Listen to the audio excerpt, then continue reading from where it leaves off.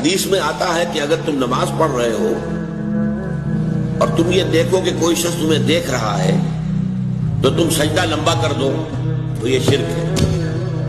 پہلے تمہارا سجدہ فرض کیجئے 10 سیکنڈ کا تھا، جب تم نے دیکھا کہ کوئی تمہیں دیکھ رہا ہے اب آپ نے 5 سیکنڈ کا اضافہ کر دیا، 15 سیکنڈ کا سجدہ کیا۔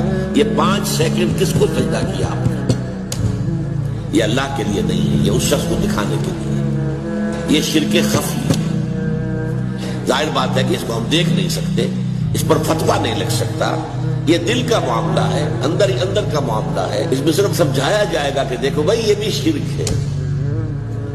حضور نے فرمایا کہ شرک خفی کو پہچاننا اتنا مشکل ہے جتنا کہ کسی گم اندھیری رات کے اندر کسی سیاہ پتھر پر چلنے والی سیاہ چیونٹی کو دیکھنا مشکل ہے۔